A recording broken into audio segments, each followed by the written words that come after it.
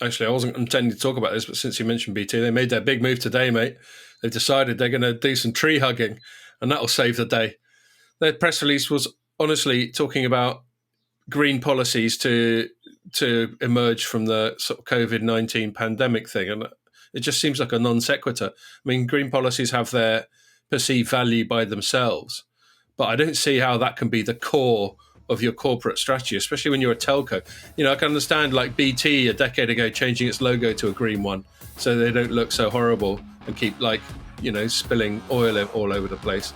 I just don't understand that, other than just a bit of general purpose corporate virtue signaling.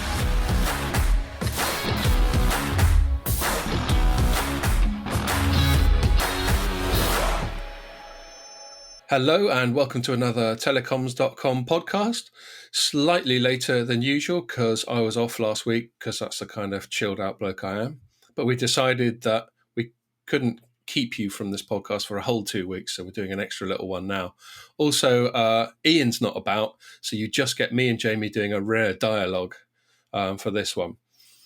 Just to remind you that if you're watching this on the site or on YouTube or on Facebook, you can also listen to it on iTunes, SoundCloud, and loads of other podcasting platforms, including Spotify, but we're not getting paid $100 million for that, sadly. Cool. All right. So, Jamie, you were holding the fort last week, which means that you're probably going to be doing most of the talking, just with me butting in with my worthless opinions from time to time. So I'm going to... Oh, yes, I better sort of recap what we're going to talk about. I forgot. I stopped doing it for a few more days and I forget the form. We are going to start by talking about mergers and acquisitions, specifically in a UK context to do with regulation. Then we're going to talk about retail, again in a UK context, specifically with Virgin, but maybe others in mind. And lastly, we're going to talk about social media with a view on some of the drama that's happened between Twitter and President Trump over the past week. So on that note, Jamie, I'm going to hand it over to you. Tell us about what's been going on with mergers and acquisitions in the UK and Europe. There's a couple of sort of key stories I want to point to over the last 2 to 3 working days, really. The first one comes from the European Commission, where the European Court of Justice has effectively turned around a market consolidation decision which has set precedent over the last 4 years. In 2016, 3 and O2 wanted to merge together to make a single entity. Europe turned around and said, no, can't do that. And that has effectively set this unwritten rule that Europe will veto any market consolidation activity which would take the total number of mobile operators below 4. Last week, the European Court effectively turned around and said that decision is nonsense. The analysis that was put on how it would impact competition was not thorough enough and flawed. Therefore, it annulled the decision, annulled the veto, and says we should have allowed that merger to go ahead. Basically, this has turned around this whole opinion on market consolidation in Europe. There's now no unofficial or official position on how many telcos should be in a market for it to be healthy. So who knows what's going to happen? The other really interesting sort of transaction talk, which took place actually today, Monday the 1st, was 3 investment funds from the US. I think it was one was KKR, one was Sivron, and the other one was Providence. Have effectively kickstarted the process to buy Mass Mobile, the 4th largest mobile operator in Spain. Now, I'm not actually entirely sure what's going to happen. It's literally happened like 3 to 4 hours ago. This was made completely public and official. So it's going to be weeks and months before. There's quite a lot of, for some reason, it's got to be approved in Israel as well. I've got no idea why. But Israel and Serbia are 2 of the markets that actually have to approve this transaction. Literally no idea why. But it gives it plenty of opportunity for someone to come in and disrupt this. For instance, why shouldn't Orange come in with a counter bid and to buy Mass Mobile, improve their Spanish position? It's only 3.3 billion. Mass Mobile is a wholesale customer of Orange already on that network, so integration wouldn't be a problem, and it has a convergence business model, so it actually makes a lot of sense for Orange to buy it.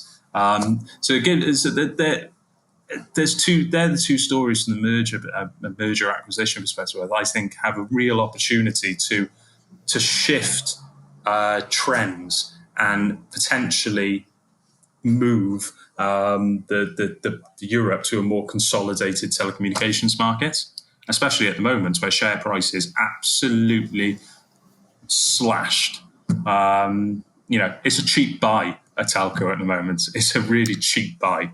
Yeah, well, I mean that you could extend that to sort of investment on the whole. I think perhaps this is a bit of a tangent, but I think perhaps that's one of the reasons why you get such volatility when the markets go down the toilet, because speculators all know there's some bargains out there, but everyone's really nervous. They don't want to be left holding the baby if it stays low, or they're second guessing whether it will go even lower. It's all quite interesting. I do a tiny little bit of just dabbling around with stocks, like a tenner here and a tenner there, and the most enjoyable part of it is just actually having a stake in it, a bit like betting on the football or something, and just thinking, okay, that's interesting. How come these people have suddenly gone up? And occasionally you have some lucky one, like I think I put 20 quid in some pub chain, and then the next day they announced they were merging with some massive brewery, and it went up about 100%. I was like, hello, look at me, Gordon Gecko, knocking it out of the park. Anyway, that's a bit of a tangent. The investment thing's interesting. So is Mass Mobile, is that an MVNO or does it actually have a network? No, it's got a. It's basically the position that's not Sky. That's a really bad example. Basically, it owns a physical network, a fiber network, and then but it actually is a wholesale tenant on Orange's mobile network. So it's an MVNO so more plus like a cable operator. Yeah, I suppose so. Yes, yeah. But it's a lot more. I mean, it's got something like 7.5 million subscriptions. So it's a big chunk of the market. But the interesting thing about this investment is that you actually have a look, and the amount that these trio of investors want to pay is a 22% premium on what the market, what Mass Mobile opened on the share price this morning. So 22% above what the share price was at the opening bell. Interestingly enough, if you actually go to pre-COVID, that 22% premium takes it up to the pre-COVID levels. So they're basically buying a telco with zero premium. The fundamental business model hasn't changed in the last 3 months. It's just difficult trading conditions. So they're buying they're basically getting a 20% discount because they would have had to put a 20% premium on irrelevant what the price was. Sort of standard M&A stuff, isn't it? Yeah, and I think that there's two reasons why that premium's always there. One is it's obviously to try and preempt the kind of counter bids, as like you were suggesting, from people like Orange, and I suppose the other one is just shareholder approval. Why should we hand it over when we don't get anything for it? I mean, the Spanish one's a really interesting one because they've actually, Europe has turned around and said, or this annulment has actually said, well, 4-3 can be all right in the right competitive environment. So Spain has 4 telcos at the moment. This will take it down to 3. So you've got to question yourself, well, I mean, is this the right competitive environment for it? Probably, because there's shitloads of MVNOs all over the place in Spain, loads of really minor players, which takes up some really, really hyper localized markets. But on the other side of things, Mass Mobile has been acquiring a lot of them over the last 5 or 6 years. The other thing is Eutelsat has said that it will be launching a Virgin Media branded mobile service in Spain as well, so a nationwide mobile service. So for a short period of time, assuming this merger will be approved, you're going to go from 4 to 3 telcos. Then you're going to go from 3 to 3.5. And then depending on the success of this Virgin Media brand, you could probably go from 3.5 to 4. Or if it fails, 3.5 back to 3. So it's but this will be if Orange were to make a counterbid, that would test out the resilience of this of Europe's opinion and whether they actually want to maintain 4 telcos in any individual market.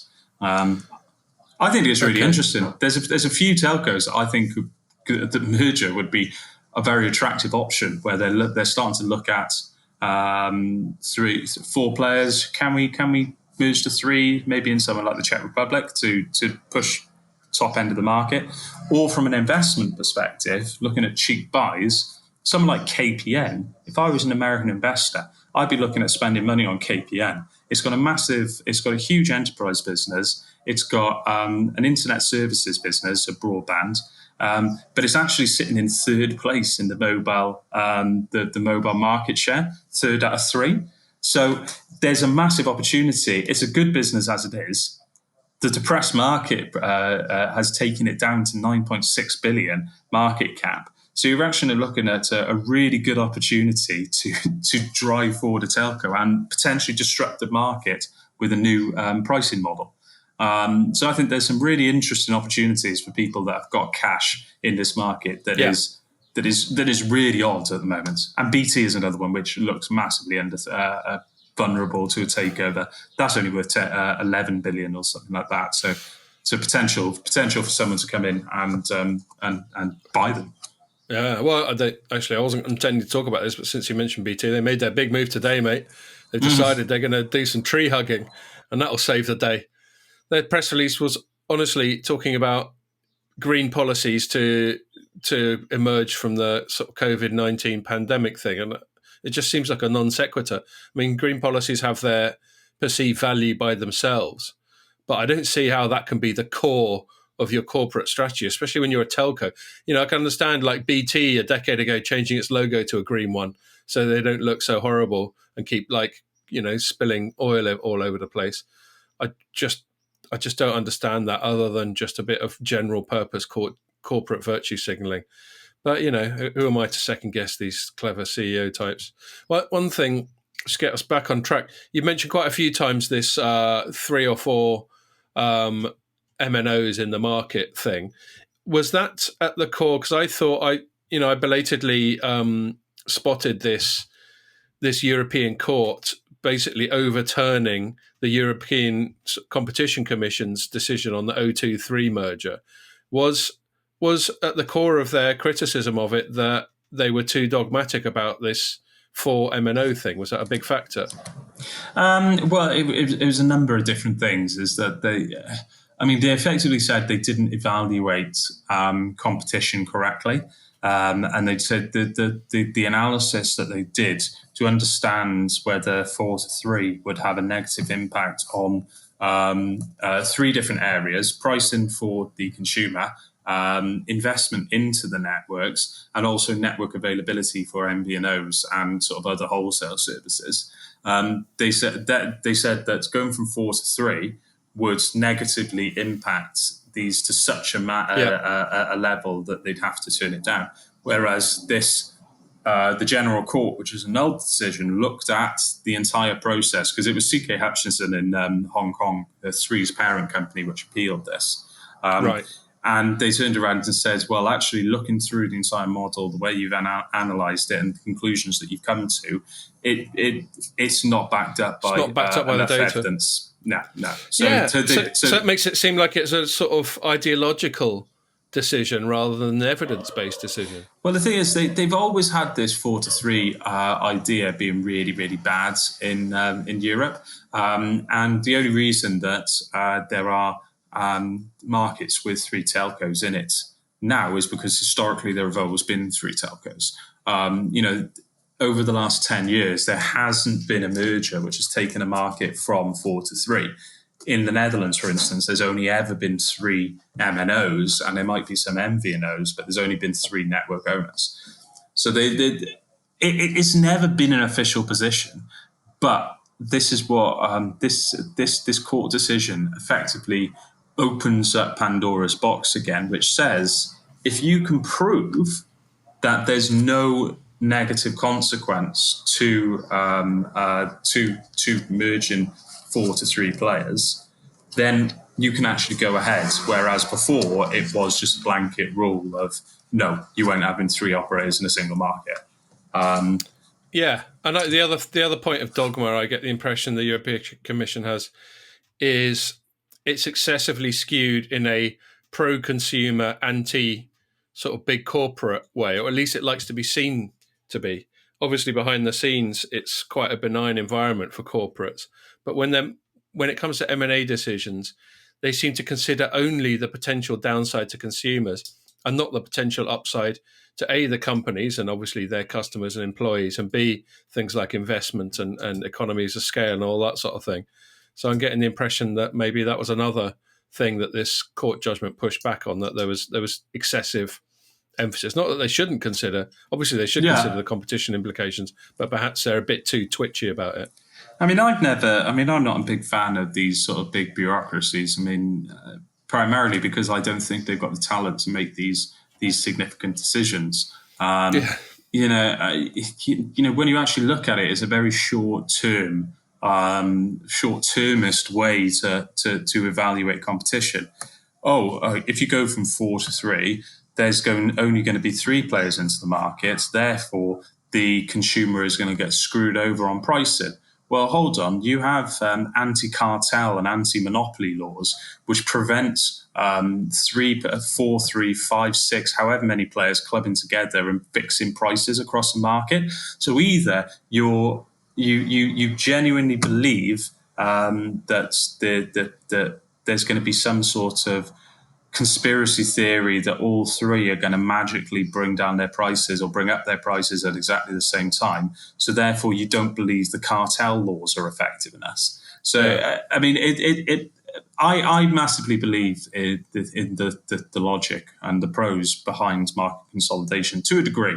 I think 3 is the bare minimum you can go in a market, in most European markets. If you go 2, then I think our cartels can form spontaneously. It doesn't even need to be a conspiracy because there's so few moving parts. Yeah, you can just have knee-jerk reactions that create cartel-like situations. But then when you get to larger markets, that's when you actually need more telcos. Like, for instance, in the US, I think it's incredibly unhealthy that you've only got 4 telcos. They've allowed it to go down to 3, but then you're asking the dish to cover one of the largest and environmentally and geographically diverse land masses on the planet with a 4G and 5G network, which has been dominated by millimeter wave, so short radio coverage in North America in 7 years. That's just going at the opposite end of the scale, and that's just ridiculous for an entirely other reason. So there's a lot going on in the European market, and I like the look of it. The sooner they can actually consolidate Europe, I know a lot of people wouldn't like this, but like a United States Europe, one telco market, so you can have like Vodafone can buy at scale for its 15 markets that it's in, then that would be a healthier situation because that's got 170 mobile subscribers across the continents. That is, that's a sort of geopolitical tangent that we could have a whole podcast about. That this current crisis we're in has sort of unearthed that Europe is not half as united as it probably needs to be, and I mean economically and politically rather than culturally. In order to make a lot of stuff work. But I must admit, as someone who's not a fan of the European Union project in its current manifestation, I'm pleased to see a European court rebuke the European Commission, because I think the European Commission can act in a very arrogant and overbearing way. And I'm delighted to see that there are checks and balances on its decisions. So hurrah for that. One thing I'm going to say... Yeah, go on, mate. Go ahead. I was just going to tie it all together. I mean, it was a very interesting appeal from Hutchinson as well, which says to me that the fact that they persevered with this appeal means that they've got their eyes on consolidation somewhere else in the European markets, because so I got the usual statements of everyone involved is that O2 and 3 merger is dead. There is absolutely no, irrelevant of what this annulment has said, there's no way you can reverse that. The O2 and Virgin Media merger is going ahead. But the fact of the matter is, 3 persevered for 4 years with this appeal. To get this decision on market consolidation overturned. So that there has to be a corporate strategy behind this. Otherwise, you're just wasting money. And, we all know the guy who's in charge of CK Hutchison, he's a very successful businessman. He doesn't waste money. So you've got to look at, Denmark, Sweden, Italy, the other markets that they're in. Is there going to be, are they sort of setting the scene for market consolidation there? Perhaps. Yeah, and maybe they could get involved with someone else in the UK in some form. I'm gonna move it on because we're keeping this one short and sweet to give Pierre a chance to turn it around so we can stick it up tomorrow.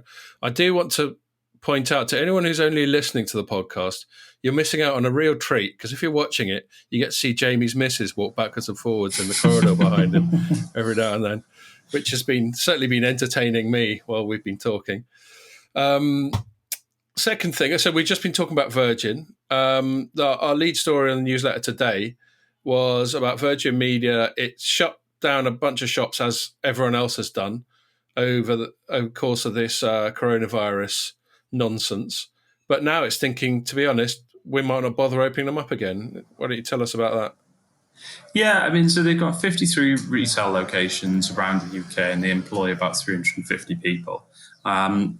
And they just basically turned around and said, we're just not opening them up again. It's part of their sort of digital transformation program. And they've turned around and said the vast majority of our customers either interact with us or purchase services from us online or over the telephone. So it's just redundancy to actually have a retail location. Now, I genuinely believe that explanation should be taken as surface value. There's no hidden agenda here. I think that is I think it's a very smart decision for a broadband company, because you are selling a physical product. You're selling access to the internet through wires, but you're not selling something that people can pick up and it's a service, hold. isn't it? Yeah. So why do you don't need a store? I've bought countless internet packages, or well, not countless, but I've bought various internet packages over the last 15 years. Not once have I done it in person. I've never done it. I've always done it over the phone or online. It's pretty commoditized, isn't it? Yeah. So I understand it, and what does this mean for the telco industry moving forward? It's a bit iffy. I don't think they need that many stores. I understand why they have some stores. Some people, still like to do things face to face. Some people don't have the internet access that others don't or can't, or older. So you've got to be digitally inclusive. I think there's plenty of reasons people like to pick up smartphones as well. If you're spending $1,000, you feel a bit more secure in the money that you're spending when you can actually hold something and see it. That's true. There's probably studies of a sort of threshold of spend that people are prepared to do online, after which they really need to have some interaction with the damn thing before they part with their cash. Exactly. What do you think it would be for you, Jamie? What would you be comfortable just whizzing money over the internet for before you need to have a more formal buying process? I don't know. I got no idea. I don't know. I've always bought. I have. The last time I went in and bought a phone was I did go into the shop and I purchased it, and I guess that's. But that was mainly because I'm terrible at imagining, how big something actually is. I've got a dog, and when we bought the crate, I thought it was going to be one size, and it turned out, and I looked at it, I was like, "Fuck me, that's massive." I could do with that. I could do with going in and saying and holding it in my hand and saying well, that's a good point. No, that's a very good point. Actual dimensions, like furniture. Unless it's just something cheap and cheerful, like a little foldable chair or something, you're probably going to want to check that out. And the threshold, I don't think anyone would. Well, I'd be surprised if anyone bought a car without going and kicking the tires. Yeah, and having a look at it. Yeah. But to be honest, you probably don't even need to do that. Certainly, if you've done your research. We did. A few months ago, we were thinking of getting a car, and we went to a few car showrooms and sort of got in and did all that. But you still feel after you've walked out that you don't really know what the hell you're doing, and you're just sort of taking the plunge. But anyway, back to your point about broadband companies needing retail. Yeah, I agree. Presumably they keep it because as much for branding as anything else. If you see shops on the high street, if you're able to go in and see all the logos and the livery, it sort of gives it a branding boost. But I presume they've done the maths and they figured it's not whatever brand benefit we get just isn't worth the cost. I guess what you're starting to see now are more of these pop-up kiosks everywhere. I know in particular you see Sky whenever you go into a big shopping mall, they have like one of those big pop-up kiosks, one of those irritating guys that tries to flag you down and sell you a Sky subscription. So I guess that's the way that media, Virgin Media, could maintain a physical presence. But then you've got to question: do you actually need it? I don't think you do. I think it's the cost. Yeah. I mean, the other thing to consider as well is that with the merger coming up with O2, you're going to have some duplication of retail footprint. So is there, there's definitely more O2 stores than there are Virgin Media stores, so you might as well shut down the minimised one. Yeah, no, I think that's right. Even though it's only a year away, they might as well get the process started. Yeah, and I think while I agree with you should take it at face value. The timing probably is quite handy because if you're gonna shuttering something that's already been shuttered for a while is a lot easier than just suddenly out of the blue doing it. So while it's a bit cold and obviously hard on anyone who's employed by them, from a pure timing point of view, it does seem like an opportune time to do it. One other thing, by the way, I want to say just about the high street in general, a bit of a tangent, but I've got a feeling the Virgin won't be the last, not just in the telecom sector, but in retail sector full stop. And anecdotally, in Hitchin, where I live, sometimes I chat to shop owners and they talk about how badly rinsed they get on the cost of, because they're all leases. I saw some advert for some restaurant is being put up to be leased out. I think the owners are getting old and they want to call it a day. And I looked at the price of it, and you're looking at something like $100,000 a month or something crazy for the lease. I mean, it can't be a month, maybe a year. But either way, you've got to earn a ton of money before you've even sorted out the lease. So the point I'm getting to is I think the British High Street has failed to adjust to the internet era. It needs to charge a lot less. Landowners have just got to accept that they can't make the kind of money in rent that they used to. And I think if they don't, there's just going to be more and more empty shops, and then no one's winning. Well, I think this is, ultimately this whole COVID-19 thing has just shown people that digital transformation is the way forward, and you can operate a business without a sort of a physical office. And I think certain managers are going to be found wanting. People who say that we work better as a team when we're all in the same room, or we work in an industry where it is better to be face to face all the time. I think they're going to find out that they're very dated managers, and they'll probably find their career hitting a very apparent glass ceiling. And you we'll can't see. Force it. I think better to get people together once or twice a week and focus on interacting. I mean, you look at when we're in the office, when we were coming into the office, we come in on Friday for the pod, but it's not like outside recording the pod. We were chatting to each other because we're still just sat at our computers tapping out stories as if we were at home. So yeah, I mean, there's something to be said for for us all going to the pub after, but that's got nothing to do with work. That's just us sort of having a chat on a Friday night. But most of the time, I think when people are in the office, when I look around our office, it's not like everyone's chatting to each other the whole time. Salespeople are on the phone making sales calls. Marketing people are having meetings or whatever it is they do. Everyone's just getting on with it. So yeah, I think but really disruptive once in a generation events like this do have a way of forcing people to rethink in a way they wouldn't have bothered under normal circumstances. And I think the same will apply to retail. I mean, I think there's going to be a massive. There's going to be, I mean, two things.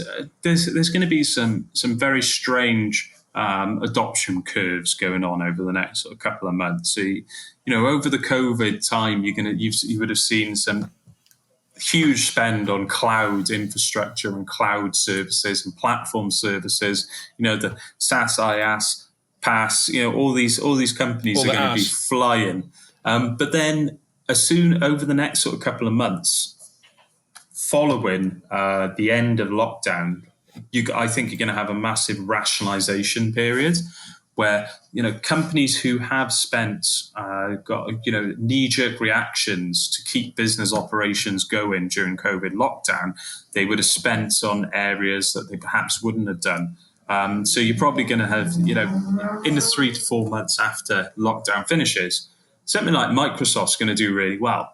Because number one, they've got IaaS, so you can do all your cloud storage with them. Then they've got all their Office Dynamics stuff, so you can do all your desktop virtualization and work business processes. Then on top of that, you've got all the software services as well.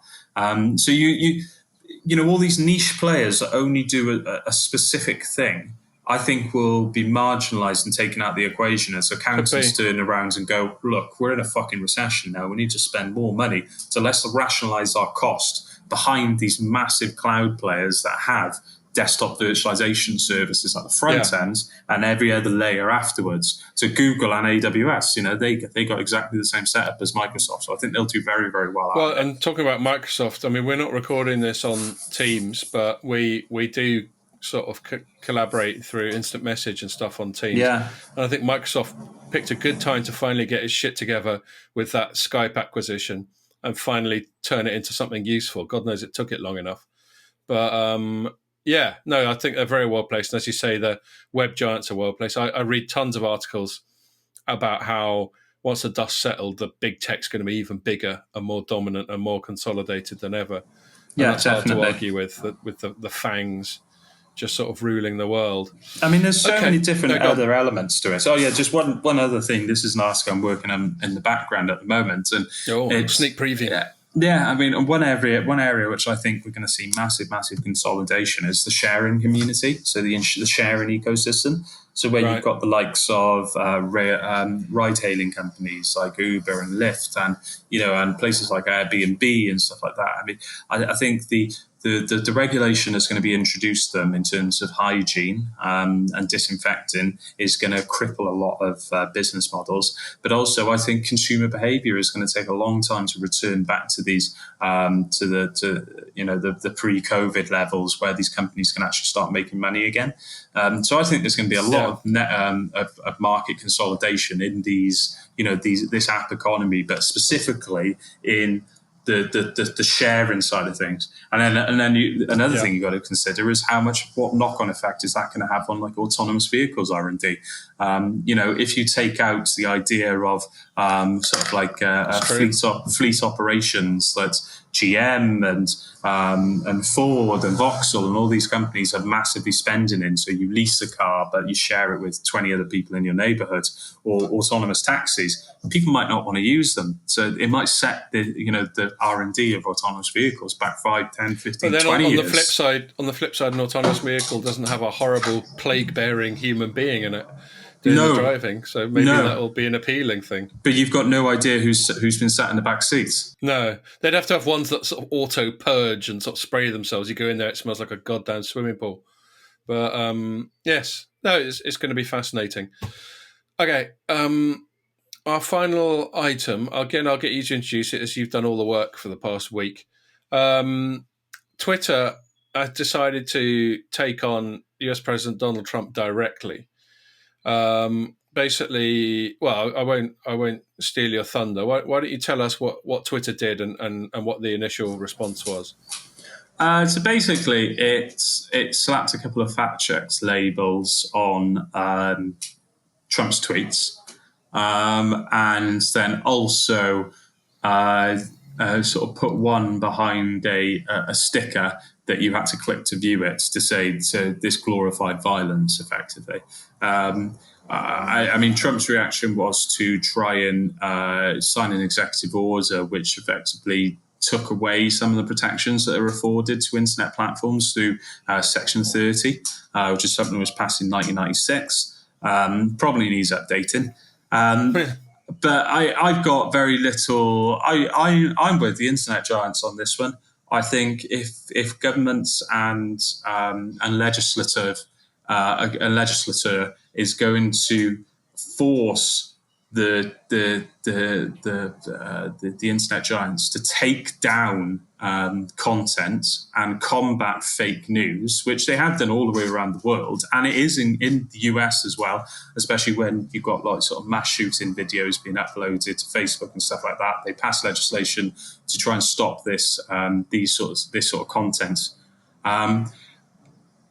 You can't when you start spreading misinformation, which Trump actually did, and you start glorifying violence, which I don't know, depending on the way you spin it. But I don't particularly like him, so I read into it badly.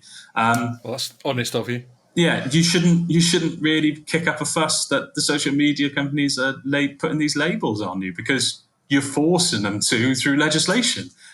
So I think he's. I mean, and the other big question I have is: would Trump have taken this big moral stance if the same labels had been put on Bernie Sanders' tweets or Joe Biden's Facebook messages? Of course he wouldn't. It's a personal vendetta for him. So any moral stance that the US government has, they can just immediately dismiss this. Right. Well, I mean, obviously you're right. He would have applauded it if it had been done with someone else. I don't think anyone is accusing Trump of being a particularly objective actor. But the reason I disagree with you about the wisdom and the correctness of the move is twofold.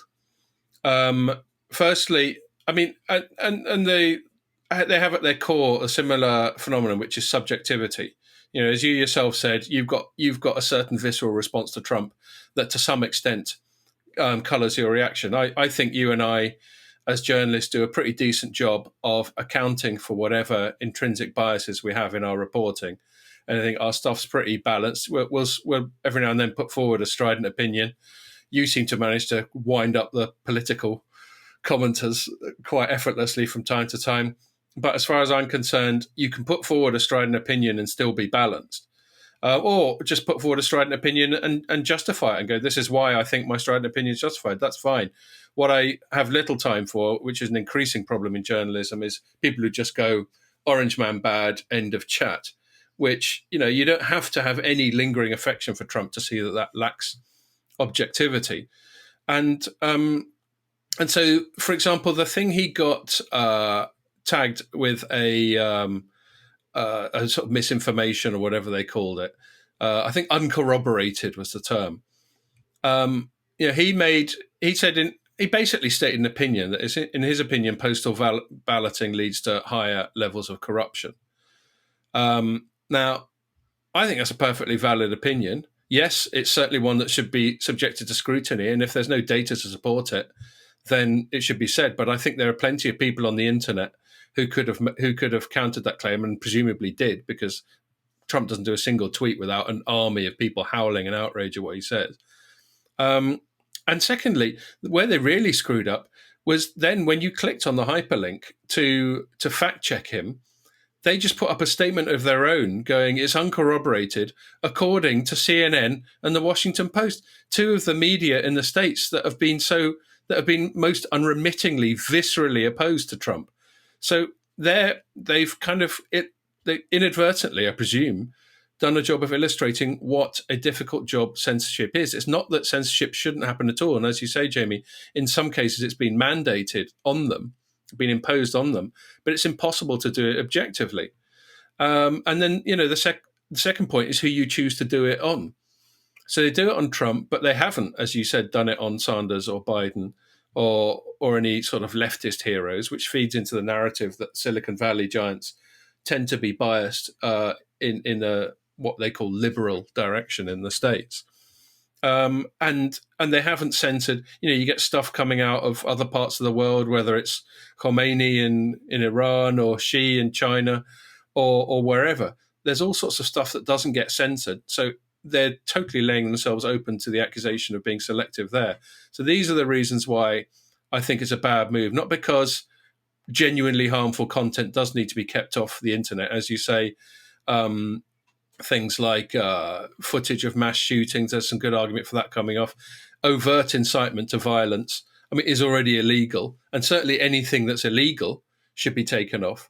But just to finish my rant on this, the problem they've created for themselves, as you touched upon with this section, is 230 or 30, I can't remember, is this dichotomy between whether or not you're a publisher or a platform.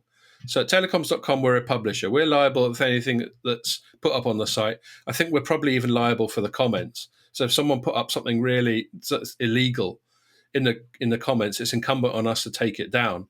Presumably we get some kind of chance to, be given a warning before we do. So we're a publisher. Twitter, Facebook, etc. are platforms, and they have to be platforms because the whole point is that they just facilitate other people to publish stuff. They can't be held liable for what other people do. Otherwise, the whole social media model would break.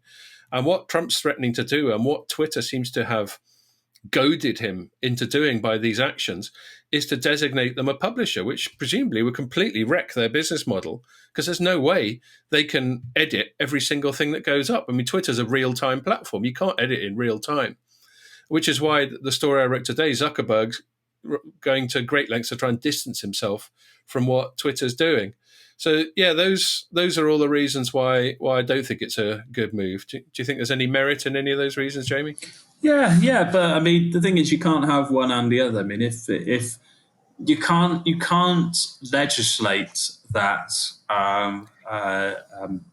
that social media companies have to remove content that's offensive, gratuitously violent, or completely and utterly lies, and then throw a temper tantrum when they selectively choose to censor, or I think the law needs a hell of a lot of clarification. The other thing that's worth bearing in mind as well is that they can censor whoever they want. They're not legally obliged to give freedom of speech to anyone. They are if they don't want to be designated publishers. This is the tricky bit. No, platforms. There's a court ruling earlier this year. The platform business model is not held to the First Amendment obligations. I think that's a government thing anyway, the First Amendment. That's to stop the government censoring you. So, yes, you're right there. Freedom but of I don't know if that necessarily no, applies to the platform publisher thing. They don't. They can. You don't have the right of freedom of speech because the platform is a private space. It's not a public. I agree with that. A sort of platform for people to say whatever they choose without. So this is the thing. So that's where everyone gets a little bit confused about. Oh, you're denying me my First Amendment right to free speech. Yeah, they're wrong. No, you don't have a First Amendment right to free speech there. So this is where people are slightly misinformed about what internet platforms actually are and what rights they have on them. Yeah, 100%. I think the critical thing is the legal protection that platforms have for being held liable for the content that they're hosting. That's what it comes down to. And if Trump succeeds in doing what he's threatening to do, and it could well just be hot air, he could just be trying to shit him up. But if he succeeds in doing that, and I think there's quite a lot of will behind that, not just from him, but certainly from a lot of Republicans who feel that Silicon Valley is biased against them, with some decent evidence to back it up, by the way, then they're in deep shit. I wonder if, presumably, he couldn't just apply it to Twitter, because Zuckerberg's been sort of going, let's be nice. Presumably, you'd have to apply it across the board, but that would mean that Twitter would have to have a time delay so that they could edit, and they'd have to spend about 1 million times more on resource for doing that editing. Either that, or they'd have to massively restrict participation, maybe only have verified people and give them a 3 strikes and you're out policy. They'd basically have to massively restrict the platform, or they'd get sued. And this is one irony that people are pointing out. They're saying, you're moaning about censorship, but if you bring in these rules, then those platforms are going to be a lot more restricted anyway. I don't think that's a valid counter-argument, because what you should have is either a totally open platform that's bound only by broad law against things like incitement to violence and the censorship that's already built into standard law, or you have one that's a publisher that's much more restricted. And I would welcome both. And then if people want a safe space where they're not going to have horrid people offending them, then they can go to one. And if people want an unbridled, just free-for-all, they can go for the other. And maybe that's the direction it'll end up going. Yeah. I mean, there's no way to logically do it. It's such a... I mean, this is the complication with US law, and I think a lot of laws, especially US law, because they're so governed by their constitution. They're governed by a document which was written in, what is it, 16 or 1664 or whatever. No, that's the Cronenberg, 17 whatever. I'm always confusing the US Constitution with Cronenberg. I don't care. It's not my country. But they're dictated by rules which wasn't even written for, a generation before or a generation before that. They were rules that were written years later. 300 years ago at a time where the country was at war with an empire. So you gotta. This is you can't. They're shackled somewhat by these well-intended points that are written for not even a previous generation, a previous era. Yeah, totally. So I think it'll be interesting to see where it goes. My feeling, as I'm very pro freedom of speech, my feeling is that I'm pleased this is happening. As ever with anything Trump does, it's probably being done very crudely and inexpertly. But I'm pleased it's happening because I think they're getting a bit too cute. I think the pressures they're getting are from all sorts of different directions. I don't believe it's pure ideological and Jack Dorsey and Mark Zuckerberg and the bird in charge of YouTube trying to tell everyone what to think. Because I think they've got pressure from their users, they've got pressure from their advertisers, which is a massive one, especially for YouTube. They got pressure from politicians, from regulators, all sorts of things. So I think they got a difficult juggling act. But I personally have got no problem with the generalization that when push comes to shove, they're more likely to censor conservative views than liberal ones. And that's why I'm pleased to see this pushback happening. But let's see how it goes. Cool. All right. Well, look, I promised Pierre that we'd keep it short and sweet. So we will there. Sorry, Ian, you couldn't make this one. It went a lot more smoothly for your absence. No, only joking. Look forward to getting Ian back on Friday. And so I'll wrap it up there. Stop waffling. Thanks a lot for listening and make sure you join us for the next one.